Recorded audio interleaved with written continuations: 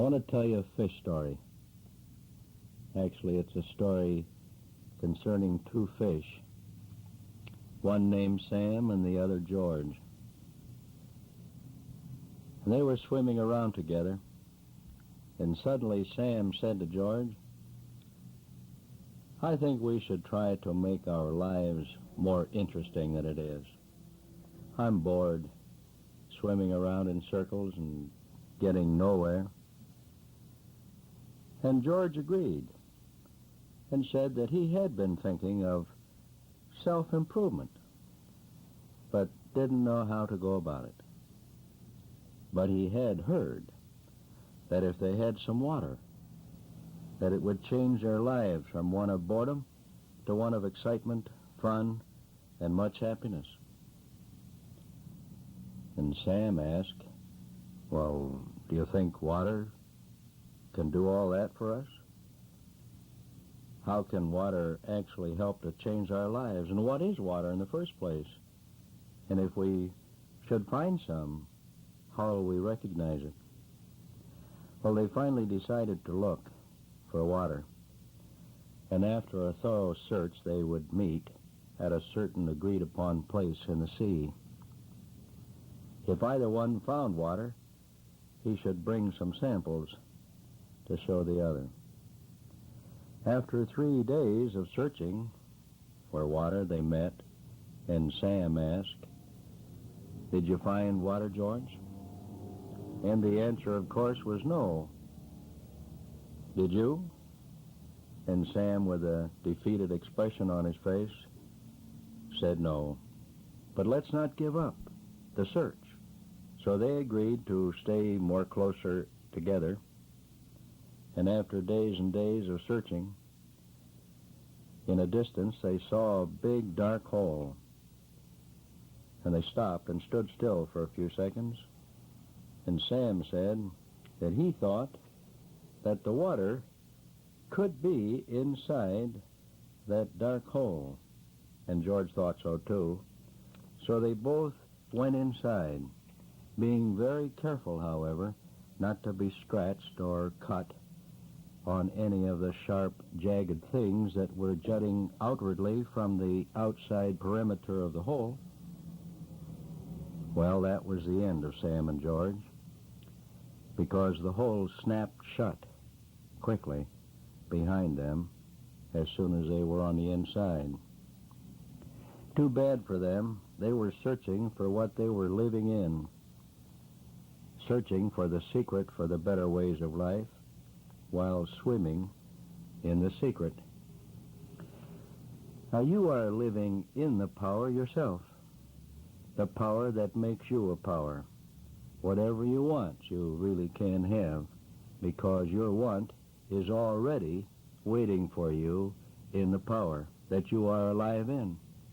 Your thought or awareness or consciousness of your desire is the way in which the power manifests the desire. You are not connected to the power. You are in the power, not a part of it, but you are in the all of it. Whatever you want is really in the power. This is the knowing that you must know. Know this, and all will become possible for you. The all is possible will be known to you. Whatever you think is, whatever you are aware of is, whatever you think is, whatever you are conscious of is. And the field of consciousness is as large as space itself, endless as space, unlimited as space. So the all is possible can be known within you and can be brought about for you. Whatever good for yourself really is available in the Father, simply because it is in the Father, and you can have it when you decide to have it. So be always aware of your life in the Father. You are in the power of the Father, and all the whatsoever you like is in the Father. And because you are in the Father, you can certainly have whatsoever you like. Don't be like the fish swimming around in the water and searching for it at the same time. Once you realize the power that you are, simply because you are alive in the Father, no further search is necessary. You have found the secret for the better ways of living life. You need nothing else on the outside. You will have it all on the inside then. Whatever good you want, just decide to have it, and you will receive it.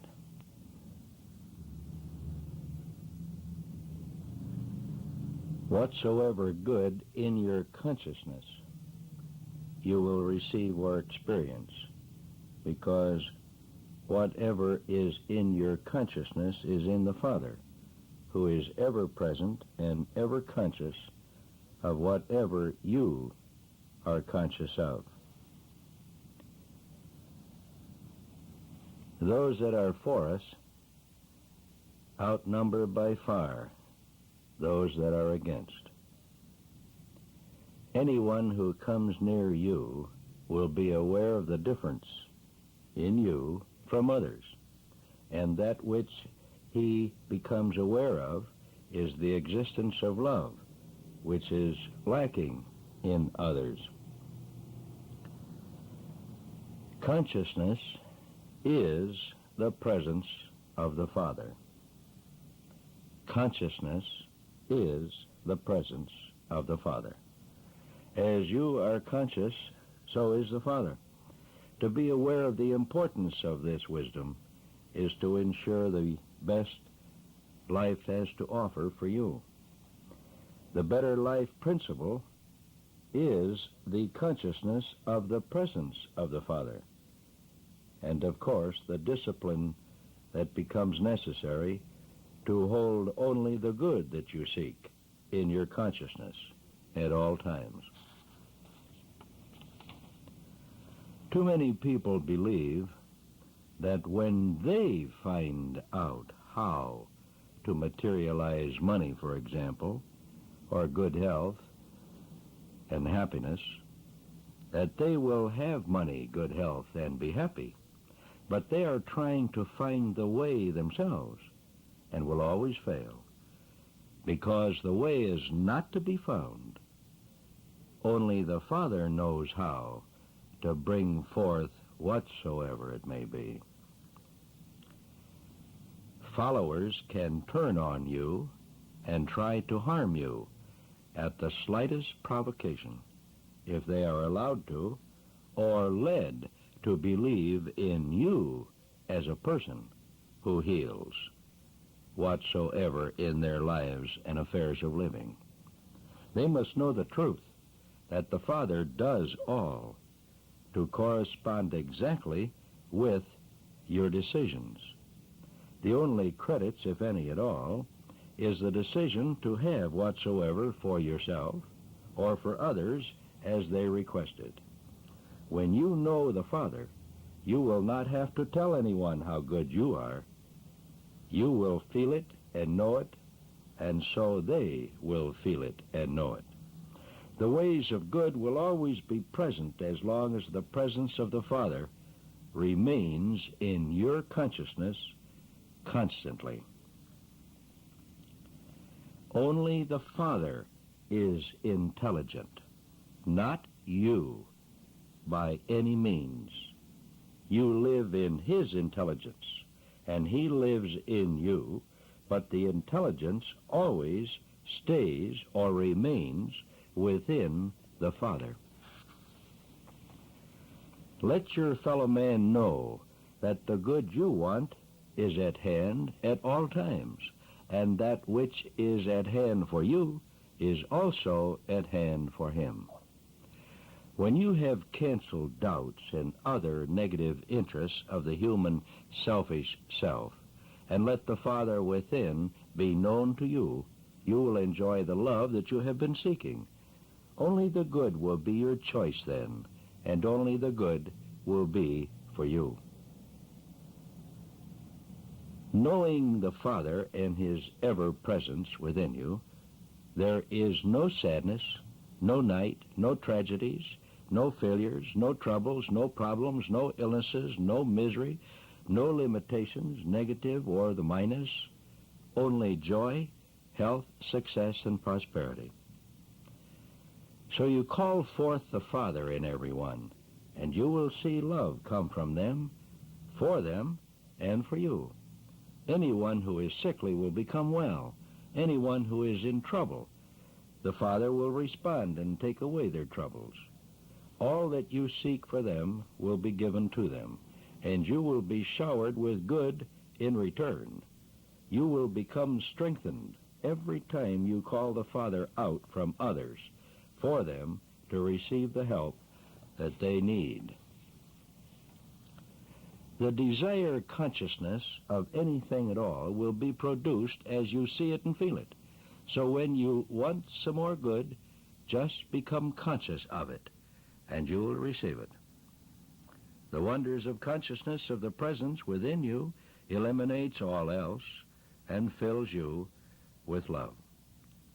The simplicity of it all is baffling to most people, so they try again and again and again to make it work.